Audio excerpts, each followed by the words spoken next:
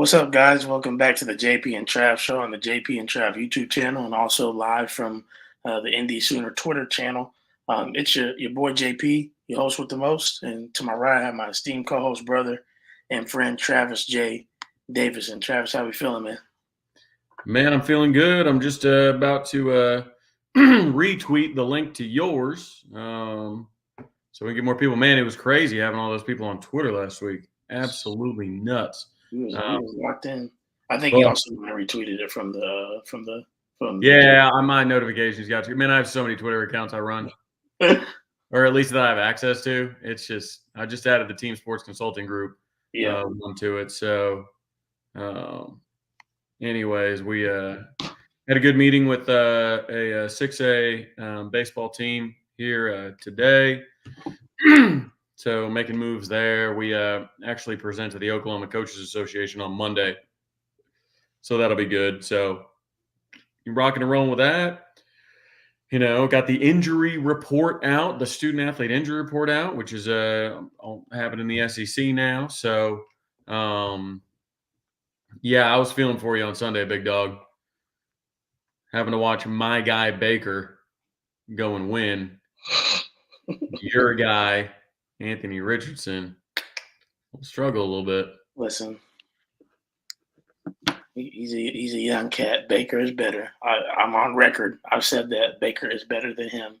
I would have preferred Baker, but I'm okay with him in the long run. I feel like he can be good in the long run. Okay. Hey, you can't write on quarterbacks, Mr. Sam Darnold. Hey, tape doesn't lie. You know what I mean? Tape doesn't lie. So we'll have to roll the tape back. Yeah. Absolutely. But how are you doing? Man, I'm good. I'm good. I'm in the thick of cross country season right now. So we had a big meet on last Thursday. Had a meet yesterday, and then I got our biggest one on Saturday. So Mr. Kyle Hawker, Cole's dad, showed up yesterday at the cross country meet, and so it was cool to talk to him. And just a casual, as I'm talking, he's like, "Oh yeah, Cole's actually meeting with Phil Knight right now," and I was like, "Oh." Tell him throw some NIL money at Horizon. That's what I said. I said, "Can we get some Phil Knight? Can we get some Phil Knight money over here?" It would be pretty wild what's your enrollment like per class? So the high school enrollment is like 135, 140. So I mean, we're small. It would be hilarious if like Phil Knight was like just bankrolled like the tiny Horizon Christian school, like where it was like, oh, Bronny James actually transferred to Horizon, and you got all these people like first round picks coming out of Horizon because it's like, yeah, man, it's crazy. Like they're signing dudes out there in high school. You know what I mean? I did. When I went to college, I made less money than I made in high school NIL. That's what you need. That's what some crazy donor needs to do to his high school and just have just an insane high school team. Yes. That'd be dope. Indeed. But yeah, no, I'm good, man. I'm ready for this weekend. It's gonna be good. I know you guys will be there. Me and TJ are gonna get together this Saturday and cool. Watch it together. So drink a little whiskey, maybe. Yes, probably more than likely. I know he's got plenty. Yeah. So it should be a good one though, and we're gonna get to it indeed. But before that, obviously we'll get into our review of Tulane. But before even that, I know we had something we wanted to pop off the show with. Oh yeah, well y'all gonna be drinking whiskey game, so yeah, I got to be drinking as well. So shout out our friends at Horns Down Fine Spirits. 10% of the national sales go towards OU baseball NIL. And I believe, JP, I checked just now, they're in 34 liquor stores across the state. I know they're in like 3 or 4 in Tulsa. They're in, let's see. Oh, please. They're in Claremore, Duncan, Enid, Idabel, Midwest City, Noble, a bunch in Norman, Oklahoma City, Poto, Pryor, Tulsa, Yukon, Bartlesville, Blanchard, Edmond, Lawton. Again, Tuttle, Woodward, all over. You can get your Horns Down Fine Spirits basically wherever. Do I know which liquor stores in Tulsa, Beck? I'm glad you asked. Grand Vin has it, as well as both of the Park Hill stores. So you've got Grand Vin, and then Park Hills Warehouse, and then Park Hills South. Warehouse is over there off of 51st, right there. Mm-hmm. And then South is over there off of South Memorial. So, yep, 918 day. Heck yeah. Big day for us. Big day for us. Gerald McCoy jumped under my tweet and was like, I saw that. My 405 guys, I'm like, Gerald, you don't want the smoke on 918 day. Not on 918 day. We living good. But anyways, Horns Down, apple pie. I'm going to pop this top. Yeah.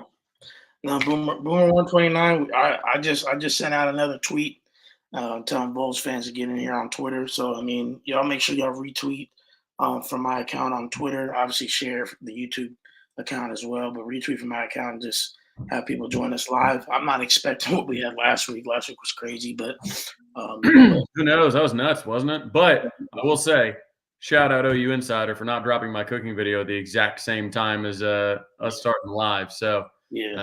I know y'all got to watch it earlier today. It was good. It's really good. Yeah. No, it was. It was awesome to see you cook that up, man. I mean, that's going to be a fun one as we go throughout the rest of the year to see the different dishes and stuff that people have to offer. So it's stressful, man, because like I'm so busy that like I cook on Monday, edit on Tuesday, but like doing the like cooking, it's tough. Like I don't know how full-time food creators do it. I mean, I guess they're set up like to full-time cook, like that's their one job. But like camera angles, setting up, I got tripods, I got 2 phones shooting like Kevin Gates. I got all kind like the lighting's got to be right, and then like I've got so many different angles. I got to delete half of it to make sure I even forgot one of the steps last time. I was like, oh, by the way, off camera, I threw that jalapeno juice in there. You know what I mean? So, anyways, I feel like I'm getting better at it. I'm not sure if the videos are getting any better, but I'm less stressed about it, which is good. Yeah. So I will count that as a win. But yes, Chicken knows what's up. The like button. Hammer away the like button. Hammer away. Like, comment, subscribe. If you're on Twitter, make sure you subscribe on YouTube, and give us a follow. Let's Trav, really quick. Let's go ahead and get into, because I know a lot of people are just going to want to focus on Tennessee, and I get it. Let's go back and look at, as we're halfway through the week, Tulane versus OU. So week 3 review again, powered by. Unfortunately, at the moment, does not have his account. It was hacked, unfortunately, and so he's trying to figure out the rest. But right now, he has a secondary account called @OU versus the World. If you can remember, he's the one who designed those Oklahoma versus the World sweatshirts everybody got a few years ago, and so that's his new tagline. So make sure you go follow him for now. And obviously, hopefully, prayerfully, he'll get back his account, because I mean that he's dang near 100,000. That's tough to lose, and if you lost it completely, try to work it back up. So, but with that being said, let's talk about the game, Trav. Let's run through just some quick thoughts before we kind of get into this video review. And just so everybody knows, I didn't get anything from YouTube in terms of, hey, there's no reason we should have been down last week. There was no like. Are we gonna get rocked again? Are we gonna get rocked again? We should not. I mean, I've taken every precaution necessary, but free for the free use in the description. I've cut out literally anything. The video is just the videos. No ESPN signage, nothing on there. I don't know if it's because it's SEC Network last week, and maybe they're a little bit more butthurt over things. Because when we did it the week before, and even before that, when we've done ESPN videos, it's never been an issue. It's always been, hey, you may not be able to like monetize this and put ad space in it, but you can still get your super chats, and you can still have the video. If you want to monetize it, you just need to clip these parts out. And I was like, well, it's okay. Like, it's not that deep. Yeah, that was That's what I was told. Even this week, after for whatever reason we had like 5 minutes of our video, 5 to 10 minutes of our live, unfortunately shut down. But hopefully that's not going to be the case this week.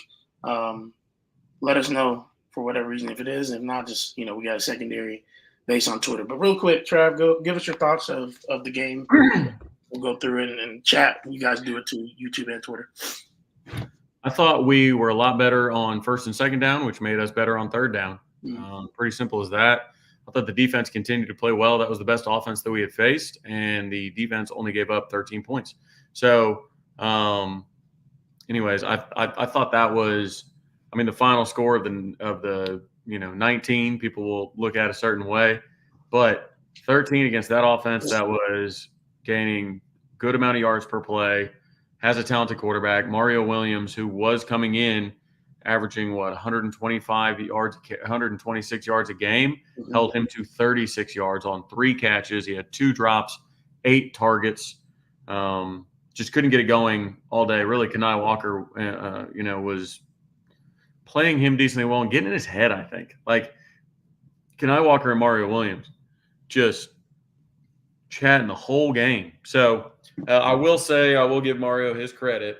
The touchdown down on the north end in the corner, the one that barely got over, they reviewed it, whatnot. That was Mario that caused that. And that's why he was in on Kenai, was because Mario carried his defender deeper into the end zone, and him faking that the ball was coming his way allowed the runner to get in. So that's why he was, kind of jawing a little bit, but it is, is what it is. So no, I think, like I said, the offense played its best game and the defense remained solid. I think that's the best way to kind of, summarize it. I think finally they shut the door. I think first 2 years of Brent Venables, we were waiting to shut the door. And I think Jackson put the team on his back late, and I think R. Mason Thomas put the team on his back late, and the two of them said, yeah, we're done here. And they shut it down. R. Mason Thomas, 3 sacks, forced fumble, strip sack, fumble recovery, all that, all in the second half, just unblockable. He's the Bronco Nagurski Defensive Player of the Week nationally. Defensive lineman, man, keep on racking up awards. But all we hear about is Tennessee's. Kind of weird. But what do you think? Yeah, no, I agree, man. I think that obviously, hopefully, we can continue to find some earlier success in the second half offensively. But I think you're correct, and it was the best, really offensive output in terms of just consistency, right? Even the third down conversions and everything like that we've seen. I mean, the first half was really good. Long sustained drives. Obviously, we're not as explosive as we probably like to be yet, but you know what?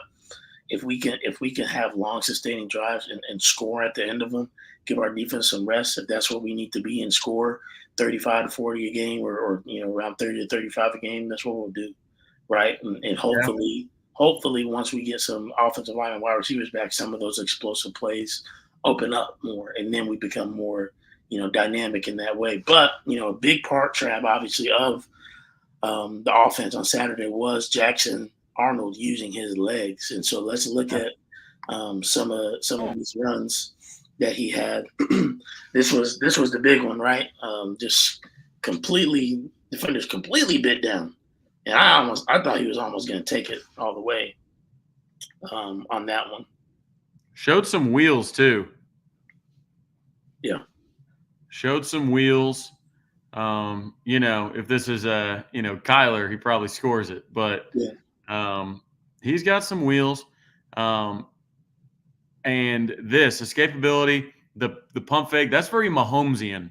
I remember Vince Young doing that way back in the day to an Oklahoma State defender. He was like 20 yards down the field, and he pump fake, and the defender jumped straight up in the air and he left. But that pump fake matters. That lost that first defender. Now I want you to look at this play again. Look at the blocking. Go back a little bit if you can. Unless it's just going to cycle through. You said the very first play? No. You can just let it roll right here. Look at this blocking right there. That block probably gained an extra 5 yards on the play. Mm-hmm. Pretty sure that's Zion Reagan's. Looks a little big from that angle, but pretty sure that's 81. That's Zion Reagan. He was much better blocking in this game. And so was Zion Kearney, and so was Taylor Tatum. Bauer Sharp remained a good blocker, but on these Jackson Arnold runs, pay attention to all the blockers. So, like right there's the big one. Oh, okay, that's why I had him flip. But like that play, Ozida got better. Ozida early. So Ozida is going to take this linebacker that comes straight in.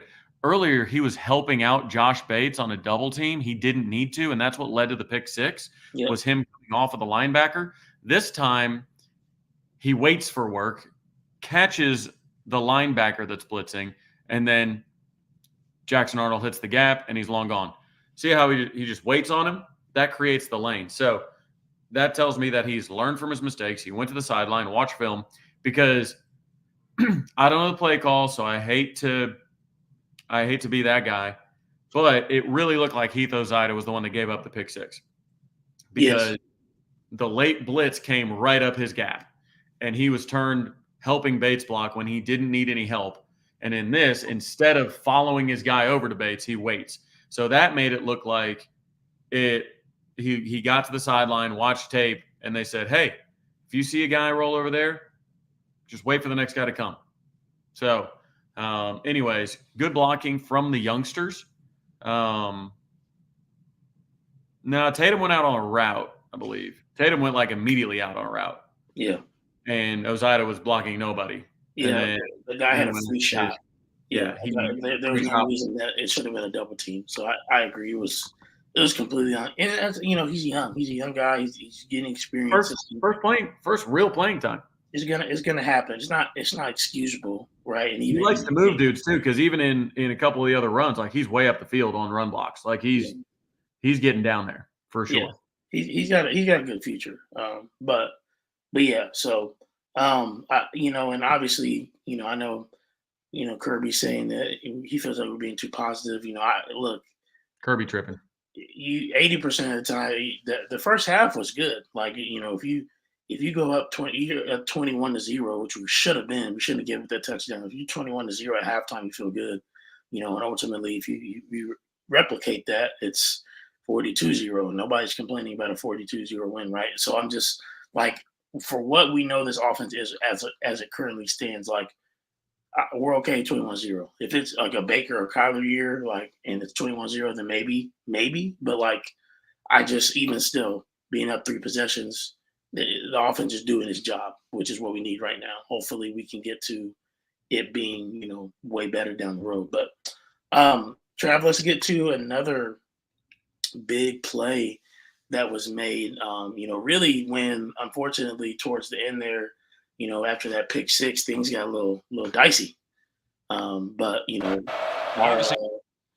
our defense did a great job of getting a turnover when we needed it. This was a drive that Tulane could have scored and taken over the game or taken over the lead, but here we are. Yeah, I mean, active hands. Kobe tips it. Trace Ford was the one that was in his grill too, which was nice. We haven't heard his name a lot. So Trace Ford coming right here, beating his man, putting pressure in his face. Kenai Walker, Kobe McKenzie, Billy. I mean, a lot of people are like, oh, he got away with something. Okay, that left hand might have been holding him. But hey, this is the SEC. The ball also could have got tipped, Trav, though, at the line of scrimmage, which changes everything. Right. Trace may have tipped that. I think he probably did, actually. If we look at it again from this end zone view here in a second, I think he does. It might have been tipped at the line of scrimmage. Well, if so, then mug away, my friend. Yeah.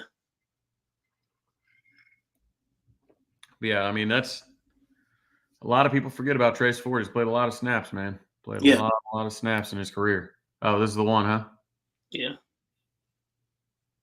Maybe not, but maybe not. Hey, we'll see. But Kirby's thinking we're going. We're saying the offensive game was good. I'm saying the offensive game was better. It was better. there's a standard around here for offense to be good, and that wasn't it. But it was better. It showed improvement, which to me, JP, when Seth Luttrell said we ran the ball more with the quarterback than we wanted to this early, like we didn't plan on doing that in non-con, that tells me that he's holding a lot back. Yeah. which you fans are not going to be happy with. Like if we come out this weekend and we got like all these different things happening, that I'm telling you, they're going to be like, where was this? Where, and I'll be like, the whole point of waiting is so we could spring it on Tennessee. Yeah, so it's not on tape, right? Well, like we talked about, like last year, it was like the fans bullied Jeff Levy into opening up the playbook against Tulsa, of all teams. Yeah. And it's like, I mean, I know 918 Day, shout out, but you don't need to open up the playbook against Tulsa. And they did, for sure. And it was like, did Twitter bully you into this? That's what I like about Seth Luttrell. He didn't get bullied into, opening up the offense. Yeah. And who knows, man? Another piece of it could also be just like with the amount of injuries we had, could he even try to open it up with the knowledge maybe that some of the guys out there had? I mean, you could say, oh, second, third, fourth string guys should know the playbook just as well. But I mean, that's a large part of the reason they're sometimes third, fourth stringers is because they may not know it as well, right? Or they don't block down field like we had seen, right? Or there's other things. Kirby says, I get that, Trav, but is the better good enough to beat Tennessee in these upcoming tough games? That's my concern. My thing is, if we know two things, which I think we know for facts, right? These two things. One, we are not at full strength health-wise. Mm-hmm. We're getting Nick Anderson back this week. That should help. We're getting Troy Everett back this week. That should help. We're getting, Andrew Anthony is probable. You know what I mean? Like there's help on the way. So if we just agree on that fact, one, there's help on the way.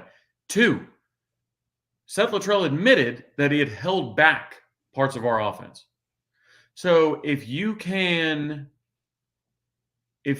just know that those two things, we have not shown everything and we've not had our full complement of weapons, and then both of those things are introduced, then I think it is rational to come to the conclusion that offense will be better moving forward. So better, good enough to beat Tennessee? No. The offense that played against Tulane is not good enough to beat Tennessee.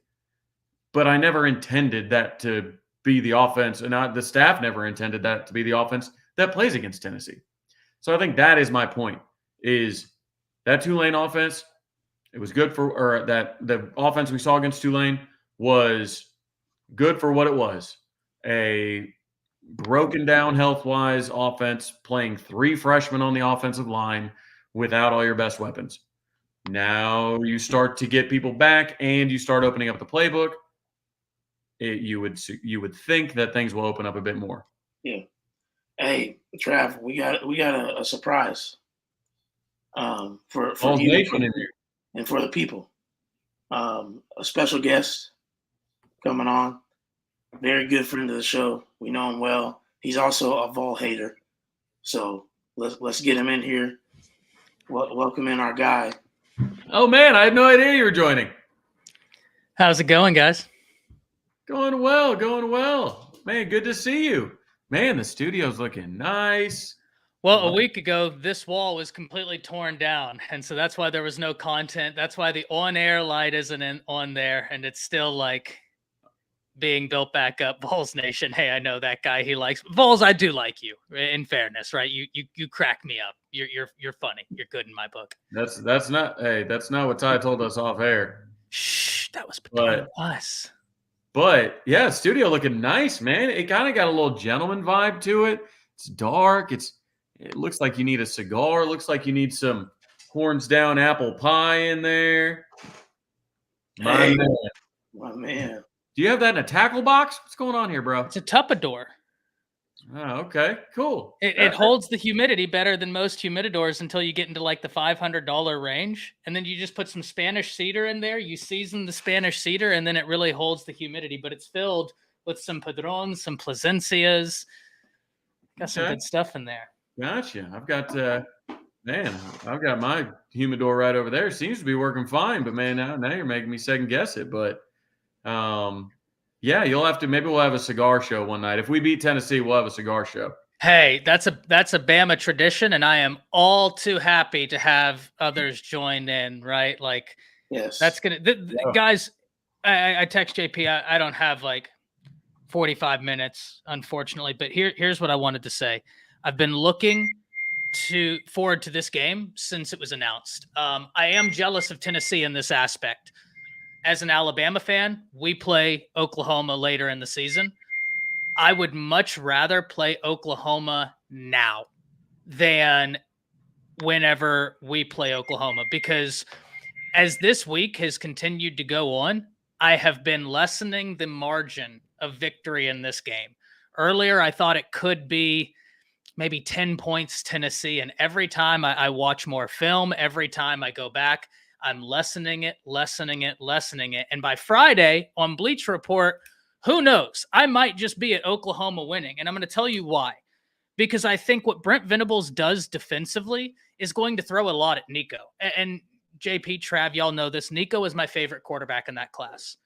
And Vols for good reason. I think this is a game where Oklahoma respects y'all's offense and y'all respect Oklahoma's defense. I love schematic matchups where it's best on best. And you have, what's the identity of Tennessee? They have a solid defense, no doubt, but it's that offense. It's the veer and shoot. It's the way they want to really spread you out wide, go really fast, create chaos, and get those one-on-ones. Oklahoma's defense is built on, hey, we're going to keep everything in front of us. If you take 45 plays to drive downfield, so be it. But once we get to the red zone, you're stonewalled. And that's the beauty of Brent, is like, and that's even an oversimplification because I make it sound like it's easy to move the ball on Brent. That's not my intention. But playing defense, you do have to give something up, right? And his is the underneath. It's almost a little bit what Alabama is running this year, right? That modified 4-2-5 is a little closer to what Oklahoma is running than what Alabama was running last year with Nick Saban. And it's kind of the same thing. We're going to keep everything in front of us. And once you get down to a certain portion, you don't have the space to work with. Now we're running downhill. I think they're going to confuse Nico. Like, y'all's defensive back, especially like at the safety, has been playing well, really well. Stutz is, I mean, I don't think there's anything I could say that would actually adequately exemplify the way he's playing. I think pretty much everything I would say is an understatement. I think he's a top 3 linebacker in the nation, without question. And I think I say that because I think this year I've seen some linebackers play as well as I've seen in years. And Stutz is leading that charge. I think he's going to be a first rounder. Oklahoma's offense, though, and guys, I need y'all to answer me this because I'm not worried about the wide receivers. Getting Nick Anderson back is incredible. What's the offensive line situation looking like? Because Arnold, the only thing I can see with Arnold is right now he's kind of been a one-read guy, where if that first read isn't there, he's bailing from the pocket. But I think getting an Anderson back could increase that confidence if he has an adequate offensive line to help him stand in the pocket and be like, no, my dudes are out there. Right. So Troy Everett will be back. He was actually cleared last week, but he'll be back this week. He was a freshman All-American center at Appalachian State. We brought him in to be Andrew Rame's heir apparent. Andrew went off. Troy Everett, we could move him. He played a lot of guard last year. He's a little bit undersized, but he's just really good interior offensive lineman, has played a decent amount of football for us. But I'm thinking he might be playing center if Branson Hickman can't go. Maybe Branson Hickman can. He was obviously the SMU. He's great. 35 starts. So Bill Bedenbaugh typically doesn't play inexperience next to inexperience. He doesn't mind playing inexperience. He just won't play it next to each other. But he did play Heath Ozida, redshirt freshman, next to redshirt freshman Josh Bates last week. Ended up working out decently well because they were able to move our true left tackle, Jake Sexton, out to left tackle. So getting Everett in, say he plays center, Ty, it unlocks the ability to move Sexton back out to left tackle where he belongs and rotate in. Do you want EPL at left guard? Do you want Heath Ozida at left guard? And then right guard, Febechi Wewu from North Texas. He's been solid for us. He's been the only one that starts every game in the appropriate position. And then Michael Tarquin's been playing tackle at right, and he's actually been playing rather well. Swing tackle, USC tape did him no favors, but he was an all-SEC freshman when he was at Florida. So the kid's got talent. But, if we put Ozida in, we put EPL in, you're looking at like 330, 340 type guys being at the guard position, whereas Troy Everett's more of a 305, 310, 315 type guy. So I like him at center personally, but he can play guard and improve the guard position over what we've seen just from a continuity standpoint. But I do think, like, when it comes to the downfield passing game, you have to trust your protection. And I think just dudes being in front of you that are going to do their job, whether they do it or not, if you believe they're going to, then that's all that matters. Like, when that ball comes back, if I just trust that I'm going to be okay, I'm going to let that thing go. It's once you snap it, if you don't trust it, it doesn't matter really if they're blocking or not, because you're not confident enough to drop back and let it go. So I know that's an oversimplification, but you've got some big-bodied young guys in Heath Ozida and in EPL that I think are going to give hell to that left guard spot, even rotating, anything like that. Because early in the year, when Bates had to start, like his first starts, we had to slide Sexton in, who's our left tackle, into guard. Well, he's used to kind of going backwards.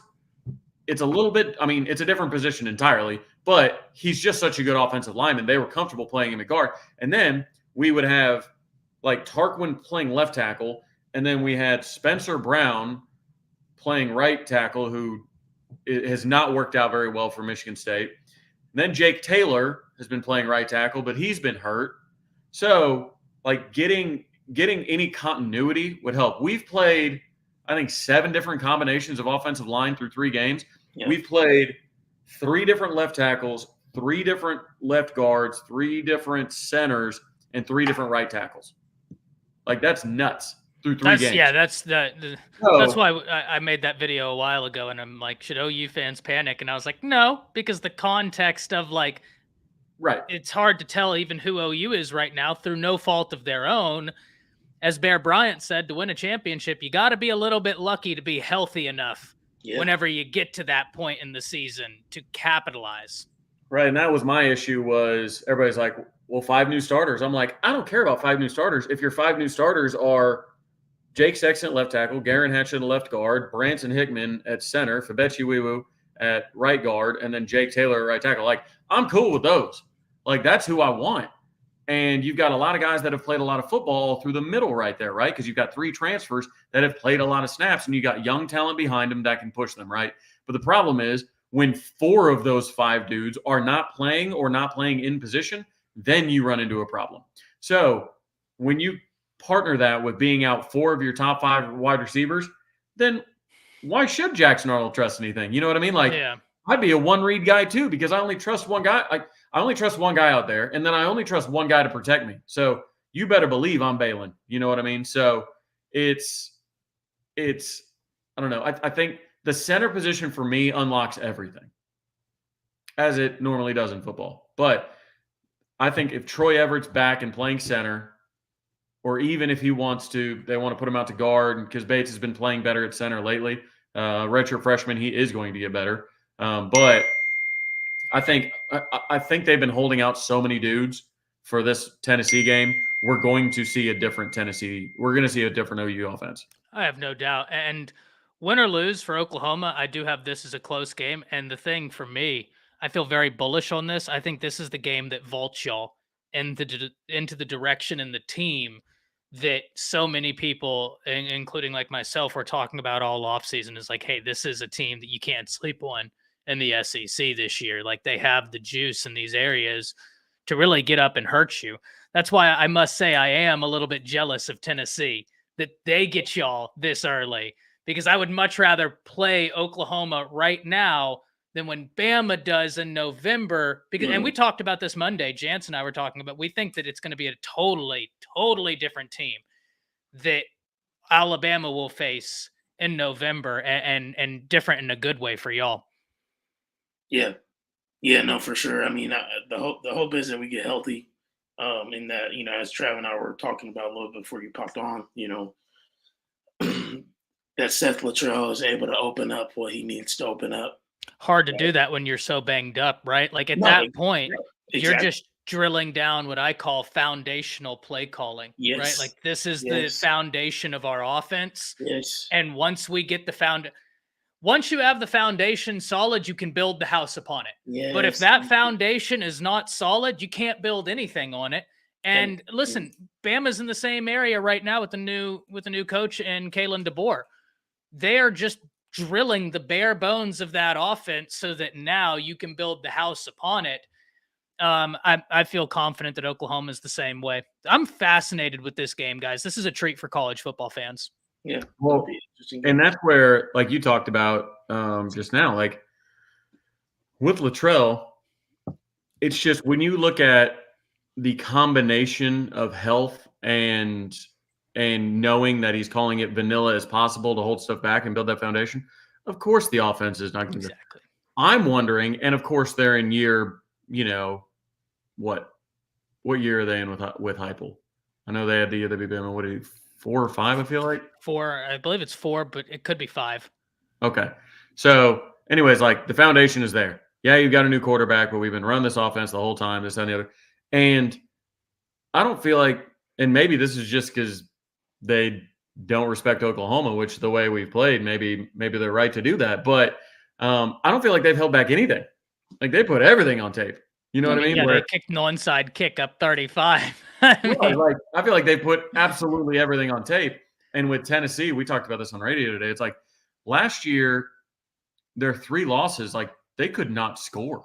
Like when your identity is offense and you score 7 points against Missouri, and I think they scored like less than 23 times or something, like something crazy low for a team that's known for offense. But I think if you can knock them out of rhythm and knock them off their pace, then we've seen it at Oklahoma. It screws up your entire offense. You don't have an identity anymore. And, you talk about the veer and shoot. We just got done with that, right? We just got done with, Levy being here, understanding, practicing with it every day. Like the offenses are very similar when they're run at the highest levels, right? I mean, it's the Bryles thing. So it's funny to me because, like, for once, Oklahoma is a slow team out there because we've just been pace. Well, now the king of pace is coming in, and now we've got to figure out how to stop it. I trust Brent Venables to do it because I know he's been holding back some just nasty stuff to throw at Nico. And I'm not sure many people remember, but Ty, maybe you do. Do you remember the last time that Venables and Heupel squared off? It was Clemson and Oklahoma, if I'm not mistaken. I can't quite remember the year, but Clemson, didn't they just rout OU in that game? The Russell Athletic Bowl? Yep. Yeah, wasn't it like 40-something to 14 or 13, something 6. like that? Okay. I'm being generous. 6? Got it. Wasn't it 6 points? Did we score 6? Brent Venables held a Josh Heupel offense to 6 points, and Josh Heupel was fired like the next week.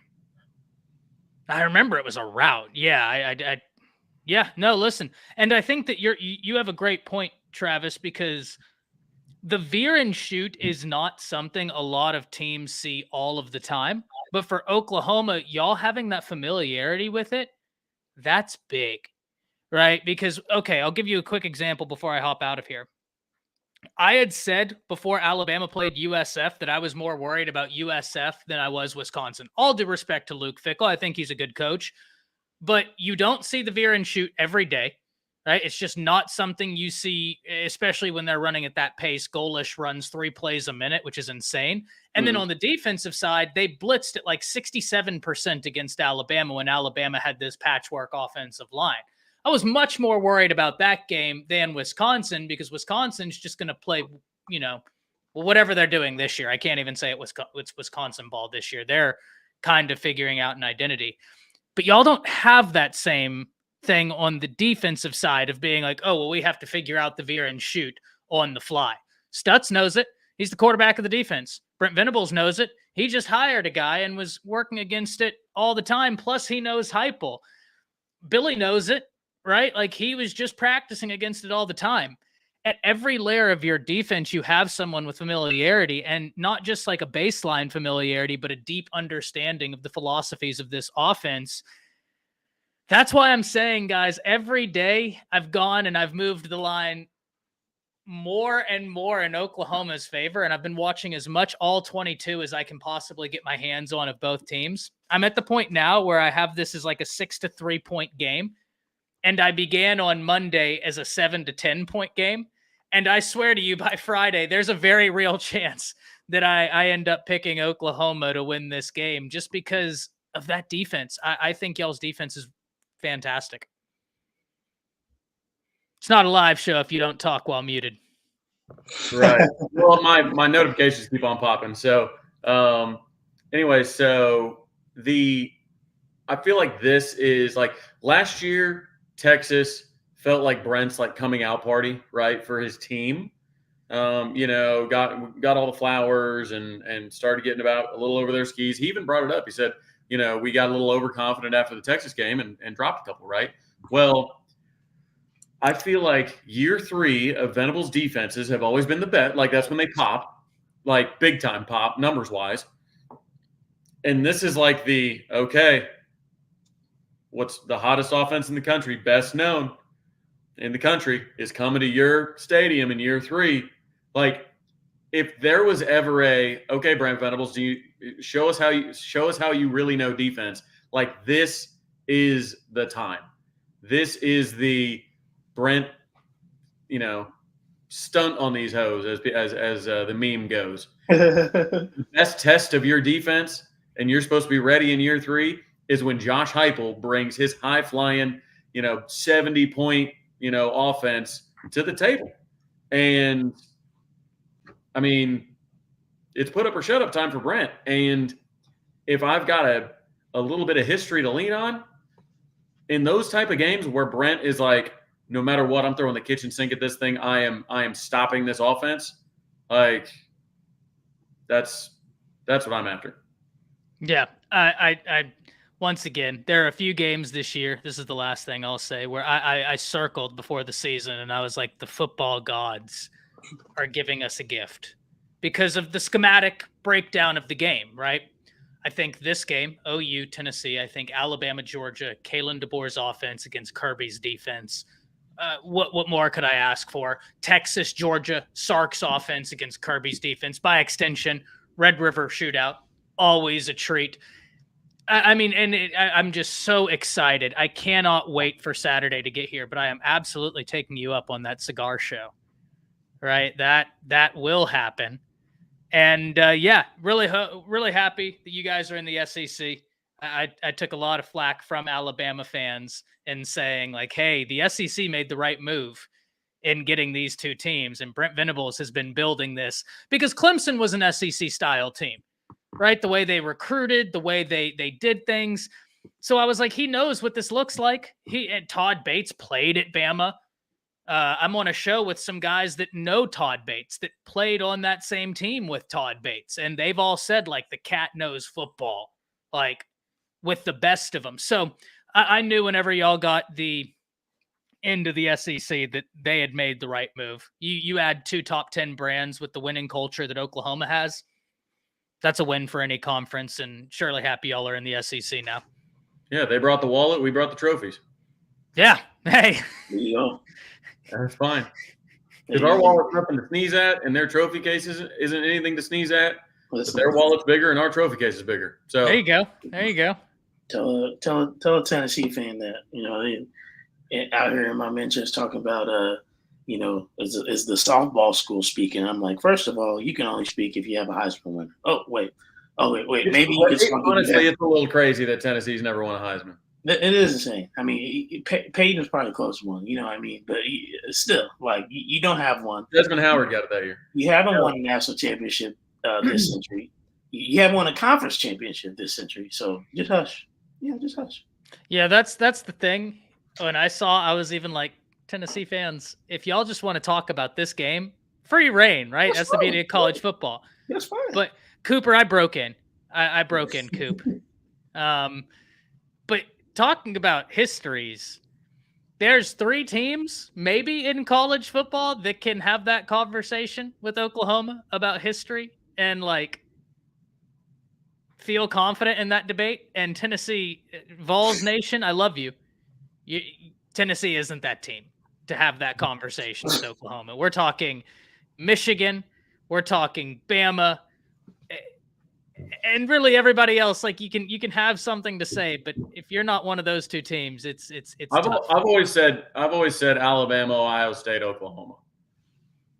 No, you put Ohio State over Michigan in that? I think sustained excellence would be Bama, Ohio State, Oklahoma. That's fair. When you just look at, again, of course the wins, but the week's ranked number 1, the national titles, the more recent like post World War II life. That's what I'm kind of looking at is like what happened post World War II. Yeah, it's fair. It gives me a large sample size, and it takes out random Ivy League teams that happen to win when 100%. there were 4 teams playing. So, but yeah, either way, Tennessee not about that life. No. And listen, once again, Vols Nation, close your ears. Even if we were doing like S tier, if we were doing those famous YouTube tier lists, Tennessee this year, I mean, listen, you're a great team this year. I don't put that past you. But if we're doing all time, you're not going into A tier. No. I'm sorry. Don't throw the tomatoes. Yeah, you can throw tomatoes at me. I don't really care. Well, I mean, it's okay. It's okay to admit that. They can admit that. It's okay. Like we'll see. They don't put you in tears after 3 weeks. Because you might be in tears after 4 weeks. Oh, bars. Base Kirby. Isn't Michigan don't they have the most wins all time? Yeah, they're the only ones with over 1,000. Yeah. JJ McCarthy's responsible for like 400 of those, I think. That's true. He was there since '88. Skull. Yeah. Right. Ty, before you get out of here, I wanted to we had one more actually set of plays we were going to show from our review, and I want to get your opinion on what you feel about R. Mason Thomas, because he absolutely took over. He had a coming out party. My this God. Game. If we can get this rolling, here we go. He had an absolute, just took over these last few drives here. Yeah, he is a monster coming off the edge, and he had a coming out party. And that's just, listen, they go to make contact, you slap away the hands, and instantly, a lot of these big offensive linemen, they get over their skis, right? So it's that Jordan quote, "You reach, I teach." In that first play, the guy reaches. He's not over his skis yet, but at the point where R. Mason Thomas slaps the hand, not a complete swim move, but almost the reverse, the guy's falling. It's done at that point. He wasn't back enough. And then he's so quick. That's the thing about him, is like he's so quick and athletic in what he's able to do. What's funny is R. Mason Thomas was a late flip from Iowa State. Yep. He was a late eval from Miguel Chavis, who had just been made a very highly paid defensive end coach, despite never coaching a position before. So a lot of people are like, all right, who is this guy? Okay, let's see about this R. Mason Thomas guy. Late flip from Iowa State. I bet a lot of people, if they looked at that 2022 class and said, who was the first guy from the 2022 class to play a snap as a freshman, it was R. Mason Thomas. He came in week 1 on a 3rd down, replaced Ethan Downs on a 3rd down against UTEP in week 1. Like, late eval guy late sign, right? Because it was very late. It was from the real National Signing Day, not the early National Signing Day. So and he got out there, and in 2023, everybody said, Brent Venables said he's the best pass rusher we have in camp, and then he had a high ankle sprain 2 days before the And first. those can be real nasty. And then he injured the other ankle. So it was the coming out party, there's just a lot to the story. It's man, we've been hearing for how long about R. Mason Thomas? Right. And then finally got him healthy, and then he comes out. 3 sacks in the second half, forced fumble recovery, pass broken up. Incredible stuff. And he's got a high motor. Oh, right. yeah. And that's the thing you love, right? And before I get out of here, that's the one thing in my videos I'll always highlight. And there are certain things you can teach. There are certain things that you can't teach. You can't teach want to. You either have it or you don't. And he's got a lot of want to. And you couple that with ability, it's going to be good. Hey, before I bounce out of here, the one guy that I can't wait to see when he gets on the field, Danny Okoye, is going to be a problem. Holy moly, that guy's so talented. He's so talented. Where's he from? 918, baby. 918, baby. Stand up. I knew he was going to say that. Stand up. 918. He's ridiculous. I'm going to tell you this right now. Saban wanted him. Oh, yeah. Bad. Oh, yeah. Bad. I think he came to an Alabama camp and just showed out. So the streets are saying because he did not land Danny Okoye, he retired. That's what they're saying. Hey, Todd, give us a score prediction real quick. We won't hold you to this one. I know you got your official one coming out on Bleacher Report, but yeah, you can change. Give us what you're feeling. This will be a rough battle. I think this is going to be a low-scoring game. I don't think that it's going to be the high-flying action that a lot of people think. Well, I think my score won't be super low-scoring, but I'm going to go 24-30. All right, I think we're going to see more field goals than a lot of people anticipate. And right now, I am leaning Tennessee, but every day that goes by, that score is going down. And I'm not going to lie to you. I'm starting to get that sneaking suspicion that Oklahoma might pull off a big upset here. Hey, from your lips to God's ears, my friend. Yeah, the last part, right? Maybe God will have not heard that first part. God was busy. Yeah. All right, y'all. He's down here partying, man. This is where we're at. Hey, why not? Good place to be. I'll see y'all next time. See you, bro. Appreciate you. Of course. Thank y'all as always. All right, Trav. Score prediction. 35-31. Good guys. 35-31. Good guys. I like it. We got some other ones coming in the chat. I'm gonna go. Man, it's gonna be a task, but I'm gonna say 30-27 OU. Okay, it'll be interesting because a lot of people would say it needs to be low scoring for OU to win based on our offense, but who knows? They got a couple defensive backs out. They haven't really been tested deep because teams haven't. I mean, they just haven't been able to hold up on the defensive line. Mm-hmm. I don't know. A lot of Oklahoma. Let's hope we show out. But let's talk a little bit about some jerky. Some people are probably hungry, and then we're gonna get to this or that and get out of here. We've got Righteous Felon. It is fantastic jerky. Very, very good stuff. I made it orange because I knew Ghost and Friends was going to stop in. So I went with the orange jerky for Ghost and Friends and maybe for the Tennessee week. Who knows? But there's a bit of some horns right there for you, Ghost. So good stuff. I think 20 grams of protein in every bag, only 140 calories. Good stuff. They got a lot of really unique, cool flavors. This is fantastic though. And again, they're not covered in sugar or cornstarch, corn syrup, and everything like every other one is. Let me get a handful here for you. That's good stuff right there. Man, the camera doing nice stuff too. That's Look at that. Look at it coming up. nice right there. Nice. Delicious. No, I'm good, chicken. Thanks. Chicken's probably about 15 minutes from me right now. Chicken is? Yeah. Wow. Like Look at that. from Shelbyville, it's southeast of Indy.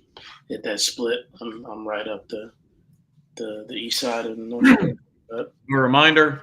It's Habanero Escobar, right? Or S. Yeah. Habanero Escobar. RighteousFelon.com. Righteous Promo code Travis gets you 15% off. Hey, how are you? Okay, let's get to this or that, guys, and then we are After that, here we go. gonna be out of here. Listen, guys, here in the future, I promise I know we haven't really had Q&A recently. Q&A has kind of been more of a piece of the off-season stuff, but I know you guys probably want to get to some of that. Probably have some recruiting questions, and we'll get to it. But we know you want the important stuff, which is this or that. Y'all been clamoring for it, so I had to bring it back. These better be good ones, Kirby says. It better be good. All right. First one. Tommy Harris or Gerald McCoy? What? Tommy Harris or Gerald McCoy? Oh. Smell the beef jerky. Mm-hmm.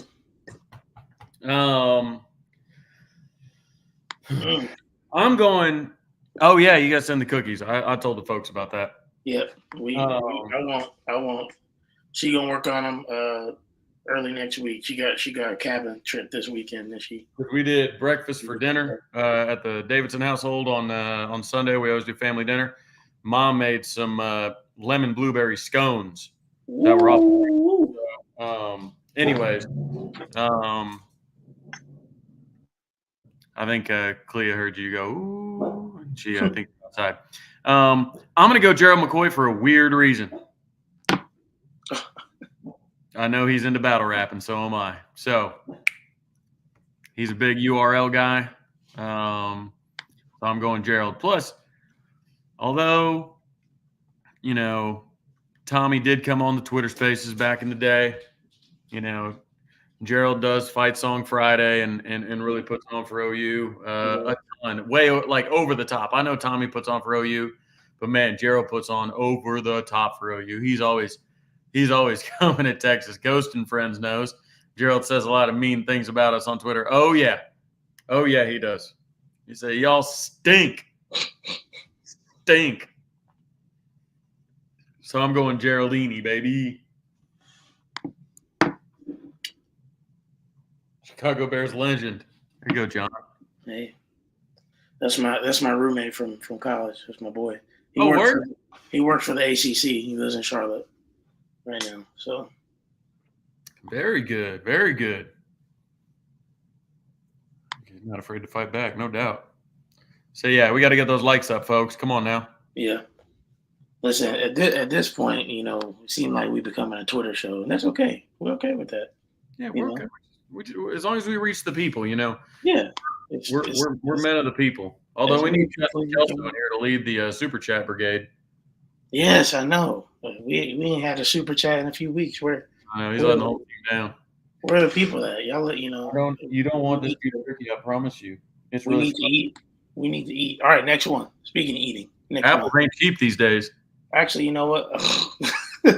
Let's move the food into the end. Okay, next. Justin Jefferson or Tyreek Hill? Oh, come on now. I know. Baby. We know what you're going. We know who you and Kirby gonna pick. We knew that. Jay Jetta's busy scoring 97-yard touchdowns. Tyreek's busy, dealing with the cops. Justin Jefferson, Tyreek Hill. Why is there some beat? What's wrong with it? Thank you. Hitting us boy. up. That's my bad. I can't believe all you Tyreek people are Oklahoma State fans. Terrible. So, look, some people. Tyreek Hill was number 1 player in the NFL top 100. So I Yeah, mean, it's dumb. They were trying to. The top 100 is how many babies he's got. I'm just saying, Kirby. Like, don't act like it's a crazy question. You feel me? You know. Yeah, Jefferson. Oh, yep. He won me a lot of money the last couple of years. There you go, Ryan. Share the love. He burned us on that point. Yeah, any OU fans, if you're picking him, you got a short memory, which means you'd make good gamblers. Larry said, "Reek, West Alabama." Yes. Does he claim what does he claim on what is it, Sunday Night Football where they do the announcements? I think so. I don't know. It's a great question. Yes, QT is much better than on Q. I don't know how Who said that it wasn't. Who goes to on Q? Yeah, I think Mason goes to on Q. Sorry, Kirby. Mason put something about on Q. This is gross. Ugh.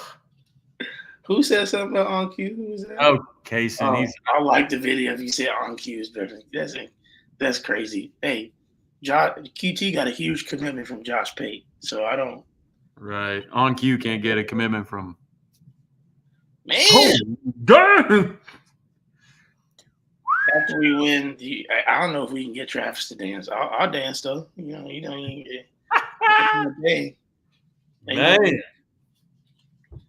Chicken in here insulting people and throwing cash. That looks like We appreciate that. We do. That's a reckless Wednesday right there.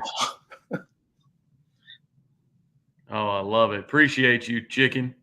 That's big time. Appreciate it, big dog. I just don't understand. Kaysen, what do you like about On Q? There's nothing to like about On Q. Can you tell us?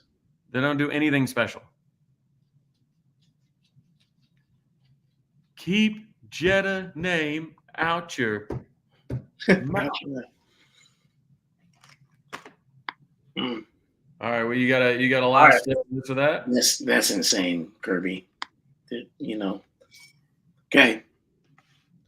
Now I tried to look up some Tennessee staples. You know, obviously, hot chicken is one of them. But I felt like I didn't know how well I could work that in. Another one I saw. I feel like it's just 2 classics: fried chicken or fried chicken. Which one are we going with? I know Trav can dance with me. Me and Trav can dance, and Louis a time or two. Oh yeah, we've been dancing. We've been dancing together. I've seen it. I'm just saying I don't know if I could get him to do it on Twitter. That's what I see. But we ain't been dancing together. No. I mean, not that there's anything wrong with that. No. Like we was dancing. We're not Brian Kelly, and when we're out getting it. You know what I mean? So no. When we're in the deli, listening to the band. You got to pick one, Beck. You have to pick one. Don't do that. What, Beck? Are you gluten free? What's going on here? All right. Who said I didn't want St. Elmo's? I'll take St. Elmo's any day of the week. I've never been to St. Elmo's. I've been waiting on you to take me.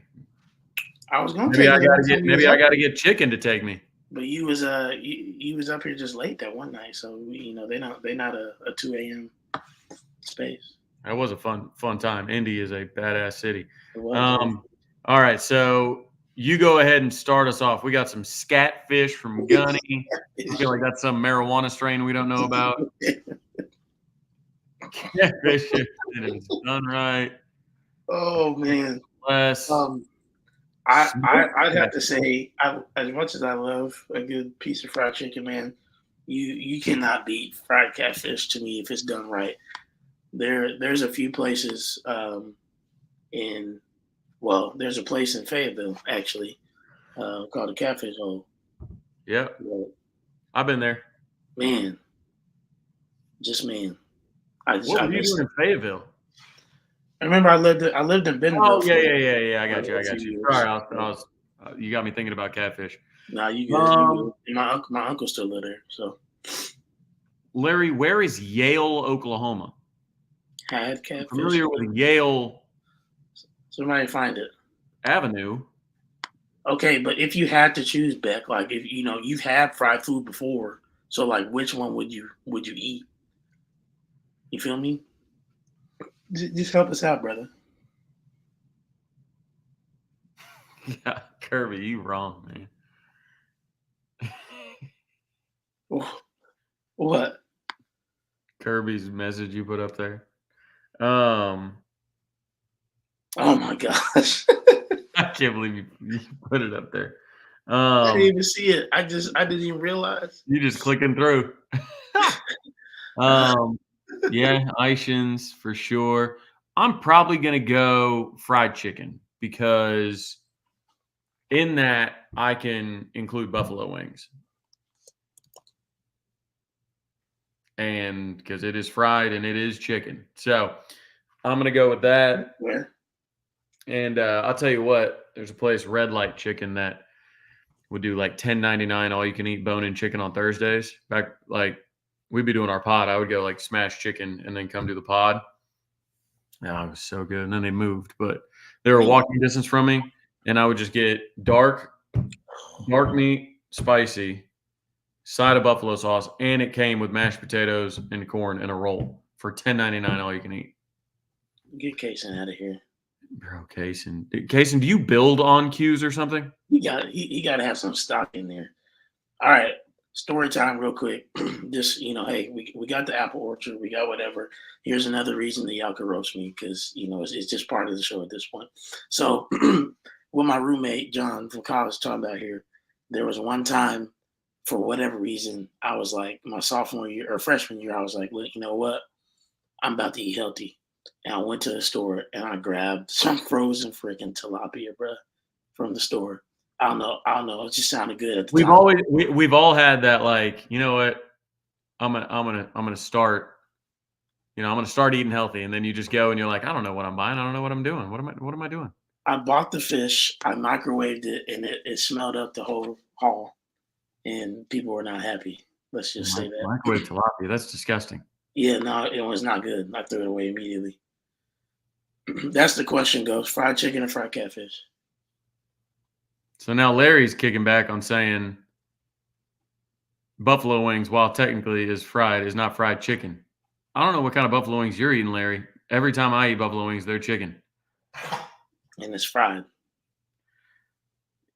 Yeah. Clea, you doing all right down there? This is a good. I like this one. This question. Gas or the boss? For game day guest? Yeah, who do you think it's gonna be? Do we have bets? Do we know yet? I know that I have it on solid sourcing that they tried to get Carrie Underwood, but she was busy. But I think as of today, Boz had not been asked like this morning. He could have been asked today. I'm not sure. But I think the Boz, with how popular he's been with the Dr. Pepper commercials, he would be the good choice. But like Patty, man, she just got a statue. You know what I mean? Like 4 straight. She a legend. But also got a statue while you're in the middle of a 4-peat quest for a 5-peat. Yep. That's insane. So, yeah, I think Boz is more likely, but man, Patty would be awesome up there. Let's see. Yeah, if Baker was on a bye week, that'd be fun.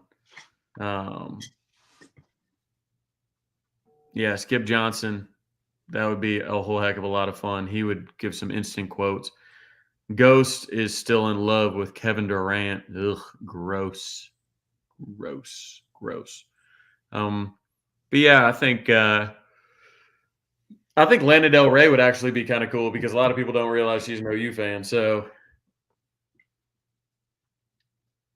And it's new people in the sport. They always like a musician and whatnot. But yeah, Ghost says I've seen enough Patty G. I bet. You got that weirdo Mike White.